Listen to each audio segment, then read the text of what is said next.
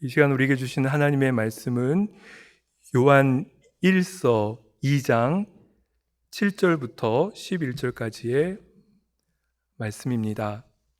요한 1서 2장 7절부터 11절까지의 말씀, 제가 갖고 있는 신약 성경 387면에 있는 본문의 말씀인데요. 요한 1서 2장 7절에서 11절까지의 말씀을 저희가 한 목소리로 같이 봉독하겠습니다. 사랑하는 자들아, 내가 새 계명을 너희에게 쓰는 것이 아니라 너희가 처음부터 가진 옛 계명이니 이 옛 계명은 너희가 들은 바 말씀이거니와 다시 내가 너희에게 새 계명을 쓰노니 그에게와 너희에게도 참된 것이라. 이는 어둠이 지나가고 참빛이 벌써 비침이니라. 빛 가운데 있다 하면서 그 형제를 미워하는 자는 지금까지 어둠에 있는 자요, 그의 형제를 사랑하는 자는 빛 가운데 거하여 자기 속에 꺼리낌이 없으나 그의 형제를 미워하는 자는 어둠에 있고 또 어둠에 행하며 갈 곳을 알지 못하나니 이는 그 어둠이 그의 눈을 멀게 하였음이라. 아멘. 중세 유럽의 어느 주일날이었습니다. 교회 앞에 마부들이 많이 모여서 함께 서로 잡담을 이야기를 하고 있었습니다. 그때 어느 한 마부가 같은 동료 마부들한테 이런 이야기를 하는 겁니다. 내가 이제 이 예배가 끝나고 나오는 많은 사람들 중에서, 그 중에서 가장 예쁜 미인에게 가서 자신이 키스를 할 것이라고. 이제 예배가 끝나면 이제 많은 여인들이 예배당에서 나올 텐데 그 중에서 가장 예쁜 미인에게 가서 자신이 키스를 할 것이라 그런 이야기를 하는 겁니다. 같이 있던 마부들은 생각했죠. 그곳에 예배드리는 이 부인들이 얼마나 지체가 높은 사람들인데 어떻게 감히 마부가 가서 키스를 할 수 있을까? 어떻게 가서 제일 예쁜 부인에게, 여인에게, 여성에게 가서 키스를 할 수 있을까? 다들 시큰둥하니 관심을 두지 않았습니다. 그때 이 마부가 내기를 걸었습니다. 내가 만일 가장 예쁜 미녀에게 키스를 하면은 자기에게 모든 돈을 줄 것을, 그렇지 않으면 내가 당신들이 낸 내기의 돈을 다 주겠노라고 그렇게 내기를 건 것입니다. 그때부터 이 마부들은 관심을 갖고 지켜보게 되었습니다. 드디어 예배가 다 끝나고 예배당에서 수많은 사람들이 물밀듯 밀려나오고 있었습니다. 그 중에는 정말 아름다운 여인들도 아주 많이 있었죠. 아주 높은 지체, 아주 멋진 옷을 입은 정말 멋있는 여인들이 계속 지나가고 있었습니다.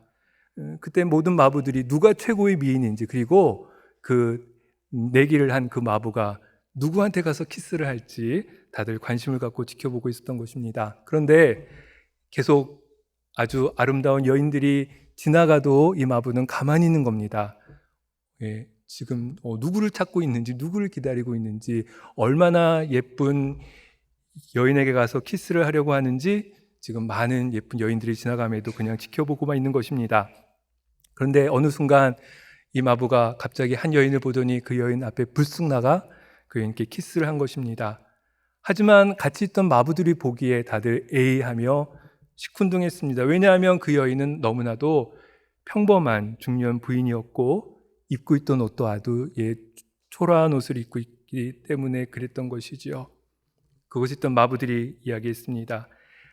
우리가 이겼다고, 이제 우리한테 내게 한 돈을 내라고 그렇게 마부한테 요구를 한 것입니다.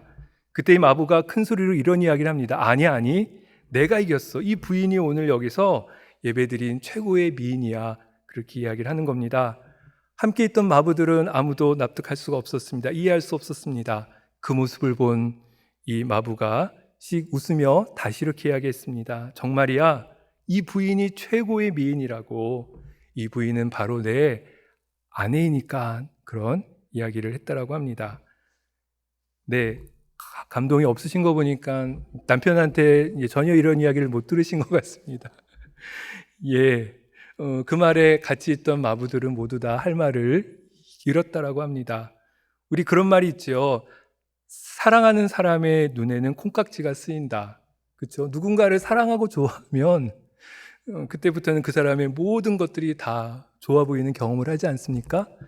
그의 결점, 그의 단점, 그의 약점이 보임에도 불구하고 어느 한순간 정말 눈에 콩깍지가 낀 그를 정말 사랑하는 그 순간에는 그 모든 것들이 보이지 않지요.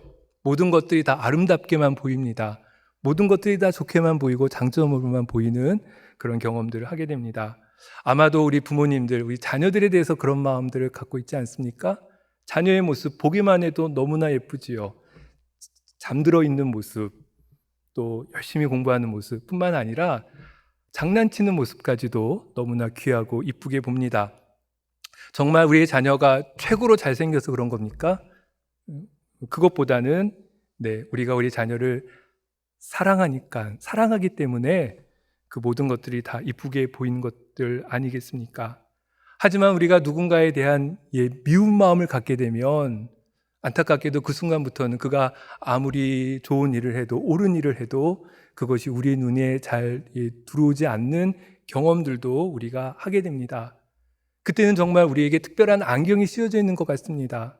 보기에 귀한데, 보기에 아름다운데, 보기에 정말 멋진데, 그럼에도 여전히 미워하고 있는 우리의 자신들을 보게 될 때 우리가 지금 무엇을 보고 있는지 깊이 생각해 보게 됩니다. 예수님을 사랑하는 증거, 하나님을 사랑하는 증거, 우리 그리스도인들이 예수님과 하나님을 사랑하는 증거는 어디에 있습니까? 우리가 수많은 증거들을 꼽을 수 있겠지만 그 중에 중요한 한 가지, 그것은 바로 형제를 사랑하고 자매를 사랑하는 것이다. 오늘 함께 읽은 본문이 우리에게 분명하게 말씀해 주고 있습니다. 우리가 하나님을 사랑하는 증거가 어디에 있는가? 보이지 않는 하나님을 사랑하는 증거, 또 우리를 위해 십자가에 죽으신 예수님을 사랑하는 우리의 확실한 증거가 무엇인가? 그것은 우리가 형제를 사랑하고 자매를 사랑하는 그 모습 가운데 있다. 오늘 본문이 우리에게 가르쳐주고 있죠. 함께 읽었던 9절과 10절 말씀을 보시면 우리에게 분명히 이렇게 말씀합니다.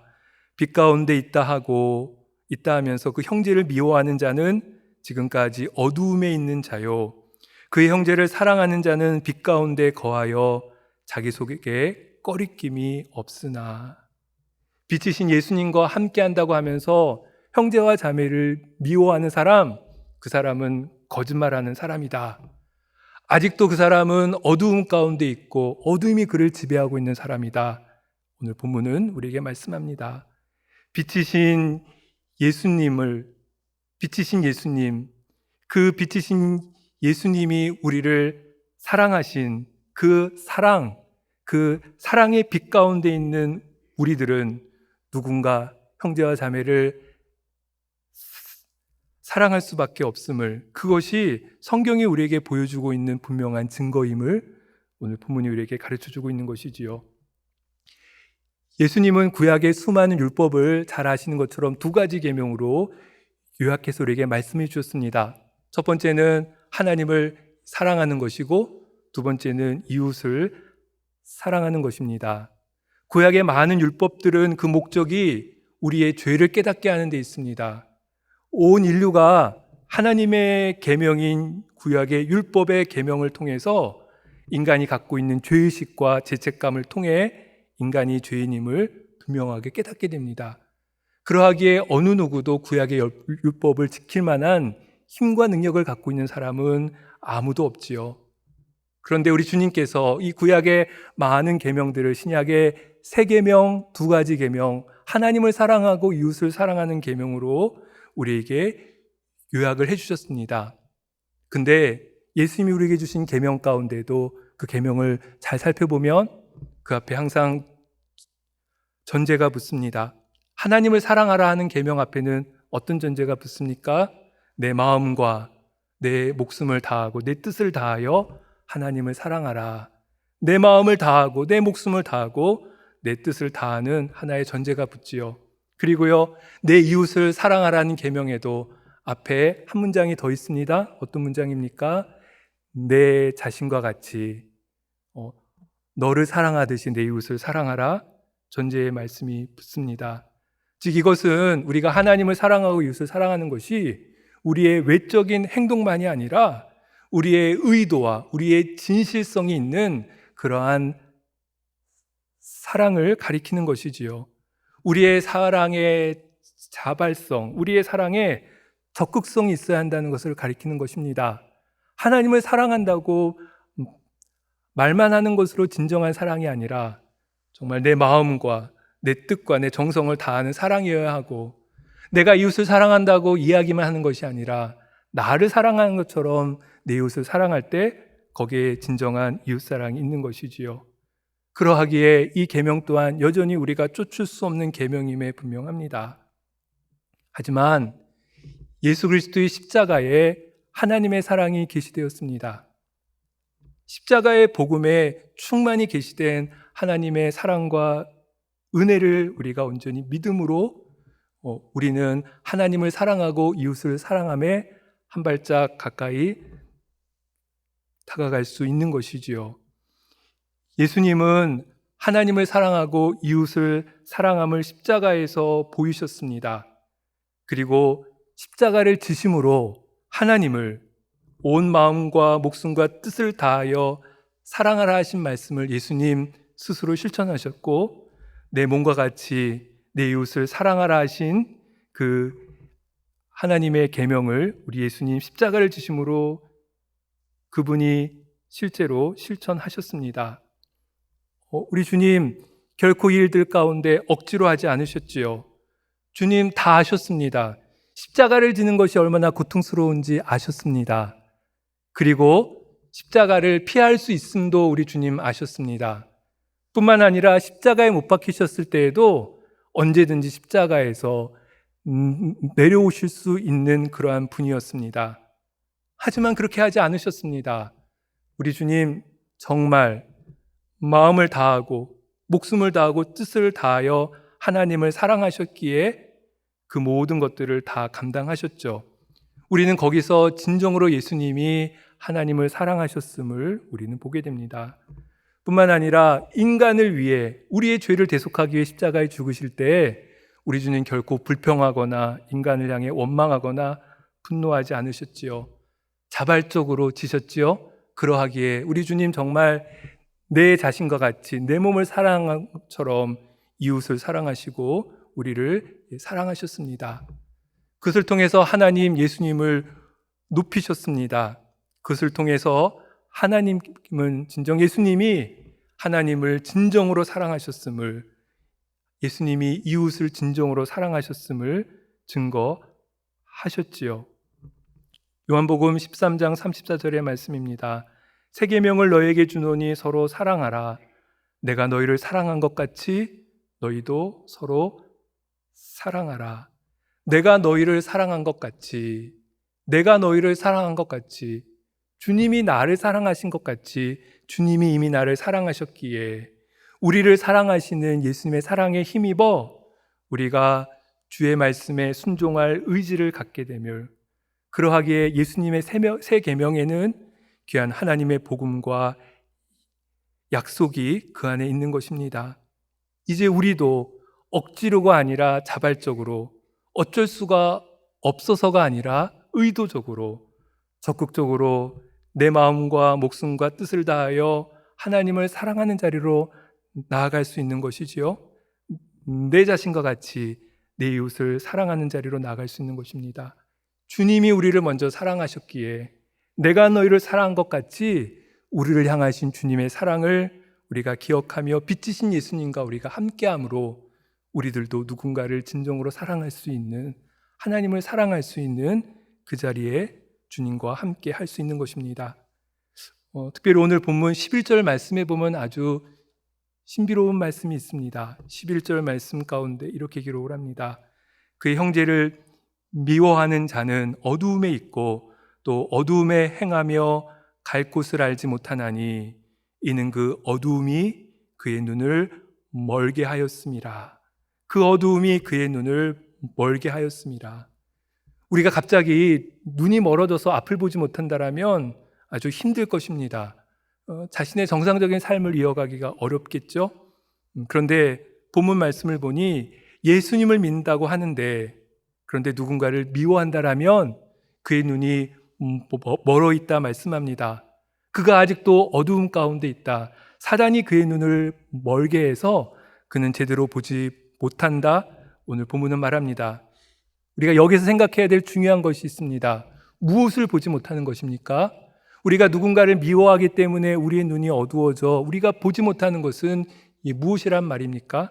그것은 바로 내가 미워하는 형제, 그를 위해 예수님께서 대신 십자가에 죽으셨다는 것을 우리가 보지 못한다는 것이죠. 우리가 빛 가운데 있다고는 하지만 우리가 형제를 미워한다라면 우리는 여전히 어두움 가운데 있어서 우리의 눈이 어두워져 우리는 진정 형제를 제대로 바라보지 못한다는 것입니다. 주님께서 대신하여 죽으신 형제라는 것, 비록 내가 미워하고 내가 싫어하는 그이지만 주님께서 그를 위해 십자가에 죽으셨고 주님께서 그를 위해 대신 죽으신 그 형제가 바로 이 형제라는 것. 주께서 이 땅에 육신의 몸을 입고 오신 목적이 저 형제를 위함이었고 주님께서 십자가에서의 고통을 당하시며 죽으셨던 그 이유가 바로 저 형제를 위하였음을, 주님께서 그를 위해 십자가에 죽으셨음을 우리의 눈이 어두워져 우리의 눈이 멀어 보지 못한다. 오늘 본문은 우리에게 중요한 것을 그렇게 말씀하고 있습니다. 그러하기에 예수님을 사랑하는 증거, 우리가 예수님과 사귐 가운데 있는 증거, 주님의 계명을 지키고 그 계명 가운데 살아가는 가장 확실한 증거, 그것은 형제를 사랑하고 자매를 사랑하는 거기에 있음을 우리가 본문의 말씀을 통해서 꼭 붙들어야 할 것입니다. 한 랍비가 자신의 제자에게 질문을 했습니다. 어두운 밤이 끝나고 낮이 시작되는 새벽 시간을 우리가 어떻게 분간할 수 있겠는가? 어느 순간이 밤이 끝나고 새벽이 시작되는 순간이겠는가? 그때 이 랍비 한 제자가 이런 대답을 했습니다. 멀리서 개와 이 양을 구분할 수 있을 때가 아니겠습니까? 멀리서 저기 무엇이 개이고 무엇이 양인지를 구분할 수 있는 그때가 아니겠습니까? 이 랍비는 아니다 이야기해 주었죠. 또 다른 제자가 이런 대답을 했습니다. 무화과 나무와 포도나무를 구분할 수 있을 때 멀리서 어두운 중에도 무화과 나무와 포도나무를 구분할 수 있다라면 그때가 아침이 오는 것을 보여주는 것 아니겠습니까? 랍비는 그 대답도 아니다 이야기를 했습니다. 그러면서 이런 대답을 제자들에게 주었습니다. 그건 다른 인간의 얼굴들을 들여다보면서 그들이 너의 형제나 자매의 입을 알아볼 만큼 너희 안에 빛이 충만할 때다. 그때까지는 밤이고 아직 우리에게는 어두움이 있다. 내 양옆에 있는 사람이 나의 형제이고 나의 자매인 것을 내가 볼 수 있을 때 그때야 진정 어두움 끝에 우리에게 찾아오는 낮이다 이야기하는 것입니다. 내 옆에 있는 형제자매를 위해 주님이 죽으셨음을, 내 옆에 있는 형제자매들, 내가 혹시 미워하는 그도 주께서 십자가에 그를 위해 죽으신 귀한 형제자매인 것을 볼 때 그때야 비로소 우리의 눈의 어두움이 주의 빛 가운데 밝아지고 우리가 온전히 빛 가운데 거한다, 이야기할 수 있다. 오늘 본문이 우리에게 가르쳐주고 있는 것입니다. 하나님을 사랑하는 증거, 이웃을 사랑하는 증거가 우리가 형제자매를, 우리가 미워하는 형제자매를 끝까지 사랑하는 거기에 있음을 본문이 우리에게 분명하게 가르쳐주고 있는 것이지요. 우리가 예수님께서 십자가에 죽으셨던 그 현장을 한번 다시 돌아가서 깊이 생각해 보면 우리 주님의 눈이 어느 한순간도 어두워지지 않았음을, 우리 주님은 빛 가운데 사람들을 미워함으로 그의 예수님께서 어둠이 있지 않고 밝은 눈으로 주변을 보셨음을 우리는 예수님의 십자가 현장 가운데서 분명하게 발견할 수 있습니다. 예수님이 십자가에 못 박히셨을 때 어떤 일들이 있었습니까? 많은 이스라엘 백성들 주님을 조롱하며 구경거리 삼아 그렇게 이야기를 했지요. 저가 남은 구원하였으니 만일 하나님이 택하신 자 그리스도여든 자신도 구원할지어다. 그때 우리 주님 눈이 어둡지 않으셨습니다. 빛 가운데 계신 주님이셨기에 밝은 눈으로 그들을 보셨고 그러하기에 그들을 같이 비난하신 것이 아니라 오히려 그들을 변호하시죠. 알지 못해서 저러는 것이다. 하나님께 변호합니다. 십자가에 있었던 많은 군인들 예수님을 희롱하며 예수님의 입에다가 신 포도주를 먹이면서 이런 말을 했습니다. 내가 만일 유대인의 왕이면 내가 너를 구원하라. 예수님을 희롱한 것입니다. 하지만 그때에도 주님 눈이 어두워지지 않으셨습니다. 그들을 밝은 눈으로 보셨기에 그들을 끝까지 용서하고 품으시지요. 예수님 양 옆에 있던 두 명의 죄인, 죄수, 그 중에 한 사람이 예수님을 비방하며 그렇게 이야기를 합니다. 내가 그리스도가 아니냐? 너와 우리를 구원하라. 하지만 주님 그때에도 그를 용서하시며 구원으로 인도하십니다. 빛 가운데 계셨던 예수님, 결코 어두움이 예수님의 눈을 멀게 하지 못했고 그러하기에 끝까지 그들조차도 우리 주님 미워하지 않고 사랑하셨음을, 그들을 사랑하는 사랑을 통해 하나님을 사랑하는 증거를 보여주셨음을 우리가 예수님이 주신 십자가의 현장 가운데서 분명히 보게 됩니다. 우리의 눈이 지금 어두워져 있지 않은지, 우리의 눈이 멀어 있지 않은지 우리가 우리 자신의 모습을 깊이 생각해 보아야 될 것입니다. 내 주변에 있는 형제를 미워하고 내 주변에 있는 자매를 용서하지 못한다라면 우리가 정말 빛 가운데 있는지, 혹시 어둠이 나를 감싸고 있지는 않는지, 나의 눈이 멀어 내가 주님의 눈으로 내 형제와 자매들을 제대로 바르게 보고 있지는 않은지 우리의 삶의 모습을 깊이 진단해 보아야 될 것입니다. 인도의 유명한 총리인 마하트마 간디, 그가 영국에서 공부할 때의 일이라고 합니다. 그 학교에는 이 식민지 출신 학생인 간디를 너무나도 미워하는, 아주 벌레처럼 생각하는 피터스라는 교수가 있었다고 합니다. 이 피터스 교수가 같이 식사하는 자리에서 간디한테 이런 이야기를 했다고 합니다. 이보게, 잘 모르는 모양인데 돼지와 새가 함께 식사하는 경우란 없다네. 아마도 간디를 이 돼지에 비유하고 자기를 새에 비유해서 이야기했던 거겠죠. 그때 간디가 아주 재치 있게 이렇게 대답했다고 합니다. 걱정 마세요, 교수님. 제가 다른 곳으로 날아가 드리겠습니다. 자기를 새로 이야기한 것이죠.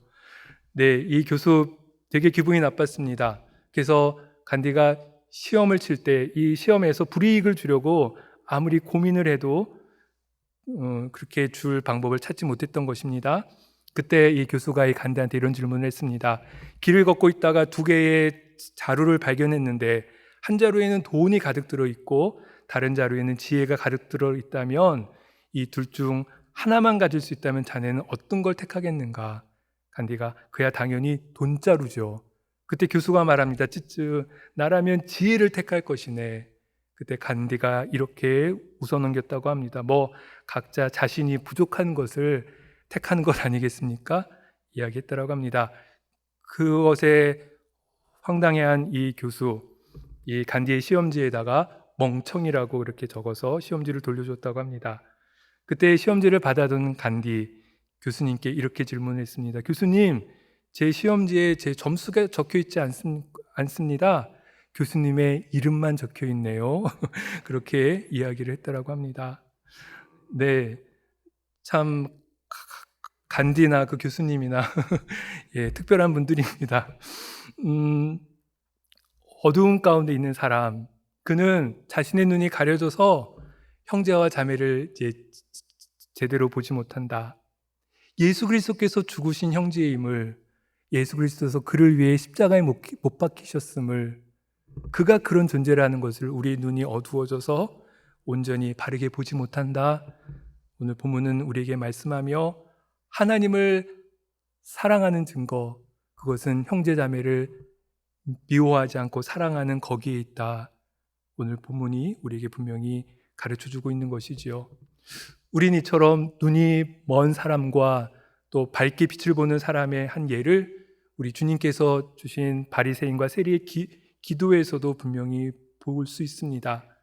잘 아신 것처럼 바리새인 어떻게 기도합니까? 하나님 하늘을 우러러 이렇게 기도합니다. 바리새인은 서서 따로 기도하여 이르되 하나님이여 나는 다른 사람들 곧 토색 불의 간음을 하는 자들과 같지 아니하고 이 세리와도 같지 아니함을 감사나이다. 나는 일해에 2번씩이나 금식하고 또 소득의 11조를 드리나이다. 바리새인들의 기도였지요. 하지만 그 옆에서 기도하던 세리, 그의 기도는 이런 기도가 아니었습니다. 세리는 멀리 서서 감히 눈을 들어 하늘을 쳐다보지도 못하고 다만 가슴을 치며 이르되 하나님이여 불쌍히 여기소서 나는 죄인으로소이다 하였느니라. 그때 우리 주님 어떻게 말씀하십니까? 바리새인이 아니라 세리가 의롭다 하심을 여기심을 받았다, 그렇게 말씀하시죠. 빛이신 예수님 앞에서 자신의 어두움을 보고 자신의 눈이 어떤 상태인지, 자기가 누구인지를 온전히 보았기에 이 세리 그런 기도를 할 수 있었던 것입니다. 하지만 주님의 큰 사랑 앞에서도 그 눈이 어두워져 닫혀있던 바리새인, 자신이 죄인인지도 모르고 온전히 하나님의 도움도 구하지 못하는 안타까운 존재로 있을 수밖에 없었던 것이지요. 빛 가운데 있는 사람은 어떤 사람입니까? 그들은 예수 그리스도를 바라보는 사람입니다. 빛 가운데 있는 사람은 십자가를 바라보는 사람입니다. 자기 자신을 바라볼 때에도 십자가에서 예수 그리스도를 바라보는 사람, 그가 빛 가운데 있는 사람이며, 자기 주변에 있는 형제자매를 바라볼 때에도 십자가에 못 박히신 예수 그리스도를 통해 그들을 바라보는 사람, 그들이 진정 빛 가운데 있는 사람임을 우리는 잊지 말고 기억해야 합니다. 우리가 빛 가운데 있다라면 우리가 죄인이며 또한 죄 중에 죽을 수밖에 없는, 하나님의 공의와 심판 앞에 설 수밖에 없는 그러한 어두운 존재임을 깨닫고 아까 보았던 이 세리와 같이 겸손히 기도의 자리로 나아가는 중에 하나님의 은혜를 경험하겠죠. 그와 마찬가지로 예수님의 십자가를 통해서 우리의 형제자매를 바라본다라면 비록 내가 미워하고 싫어하고 가까이 하기 어려운 형제라 하더라도 그를 위해 십자가에 죽으신 예수 그리스도의 보혈의 은혜와 그 은혜를 생각함으로 우리가 미워하는 형제를 우리는 새롭게 보게 될 것입니다. 우리가 정말 누군가를 미워할 수 있는 조금이라도 자격이 있습니까? 결코 그렇지 않지요. 우리가 십자가 앞에서 우리를 볼 때 우리가 죄인임을 보기에 우리는 누구를 정죄할 수도, 누군가를 미워할 수도 없습니다. 누군가를 미워할 수 있는 분은 오직 한 분, 하나님 한 분밖에 안 계시지요.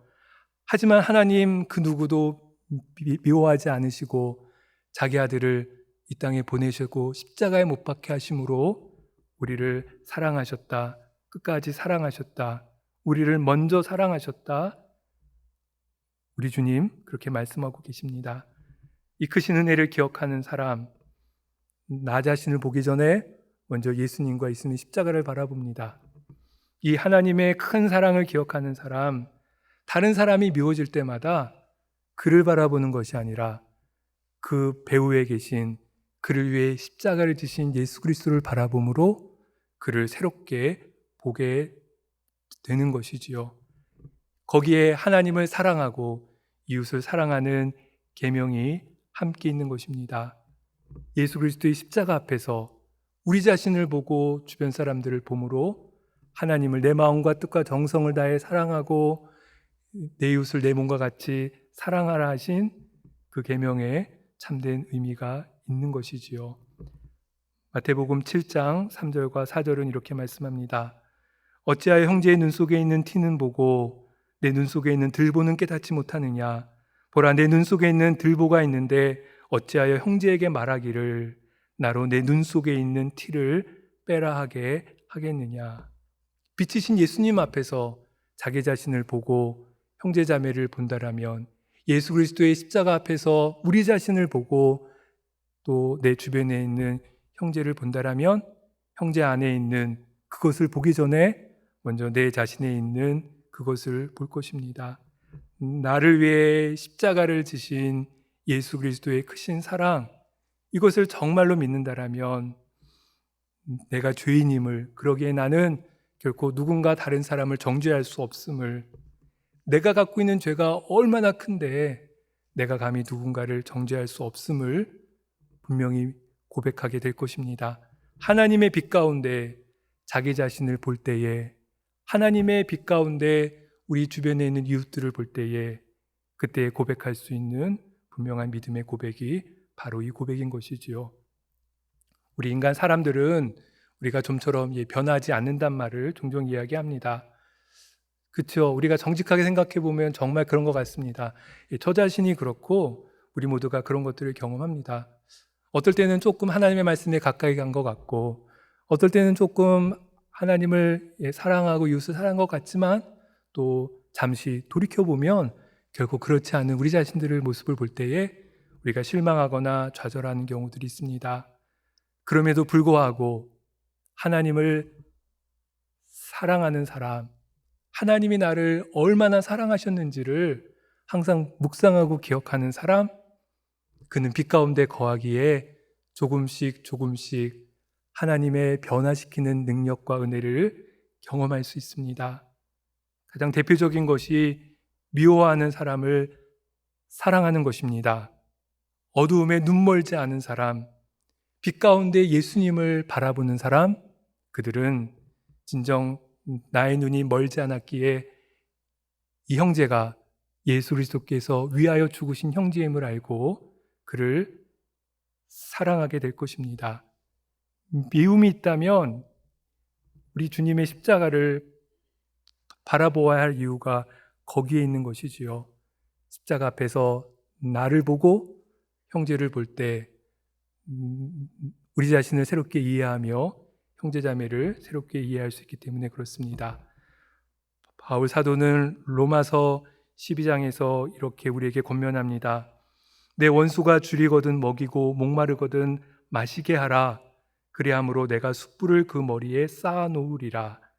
악에게 지지 말고 선으로 악을 이기라. 빛 가운데 거하기 원하는 사람, 빛 가운데 거하며 형제자매들을 끝까지 주의 계명을 쫓아 사랑할 것을 결심하는 하나님의 사람에게 주시는 하나님의 말씀이지요.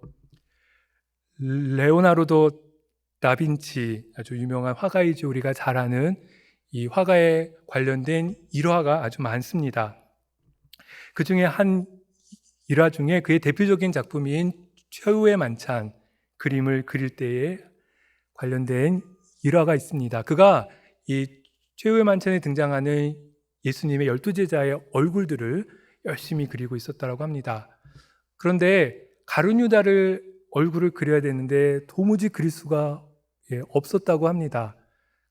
가룟 유다 어떻게 그려야 될까? 머리에 뿔이라도 그려놔야 될까? 고민하지만 전혀 그릴 수 없었죠.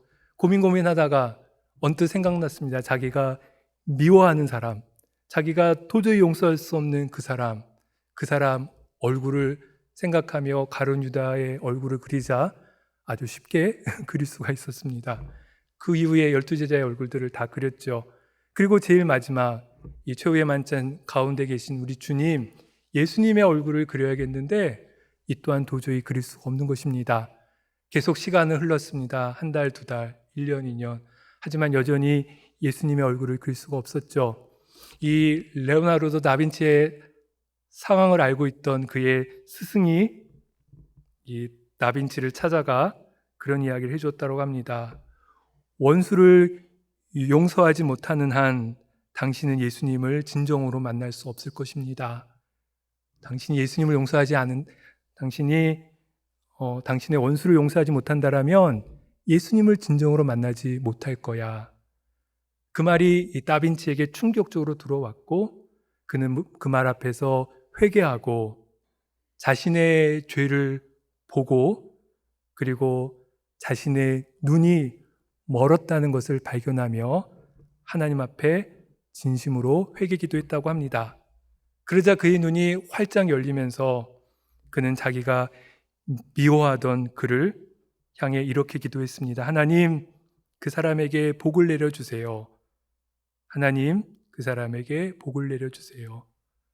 이제 그의 눈은 밝아졌고 그는 기쁜 마음으로 예수 그리스도의 얼굴을 제일 마지막으로 그릴 수 있었다라고 합니다. 성도 여러분, 하나님을 진정으로 사랑하는 증거를 어떻게 보이시겠습니까? 오늘 본문은 내가 미워하는 형제를 사랑하고 자매를 사랑하는 것, 그것이 하나님을 진정으로 사랑하는 증거다. 오늘 우리에게 그렇게 말씀하고 있습니다. 형제를 사랑하고 자매를 사랑함으로 빛 가운데 거하는 우리 그리스도인들의 삶의 모습이어야 될 것입니다. 우리의 밝은 눈으로 예수 그리스도의 십자가를 바라보는 중에 내가 얼마나 죄인인지를 깨닫고 내가 미워하는 형제를 위해 예수 그리스도께서 십자가의 달로 죽으셨음을 우리가 분명으로 믿음으로 고백할 때에 우리는 그 가운데서 하나님을 진정으로 사랑하는 우리의 믿음의 증거를 온전히 고백하며 또한 나타낼 수 있을 것입니다. 형제자매를 사랑함으로 하나님을 사랑하는 아름다운 그리스도의 모습을 나타낼 수 있는 우리 모두의 모습이어야 할 것입니다. 우리 함께 기도하겠습니다. 하늘에 계신 우리 아버지여, 이름이 거룩히 여김을 받으시오며 나라의 임하옵시며 뜻이 하늘에서 이룬 것 같이 땅에서도 이루어지이다. 오늘날 우리에게 일용할 양식을 주옵시고 우리가 우리에게 죄 지은 자를 사하여 준 것 같이 우리 죄를 사하여 주옵시고 우리를 시험에 들게 하지 마옵시고 다만 악에서 구하옵소서. 대개 나라와 권세와 영광이 아버지께 영원히 있사옵나이다. 아멘.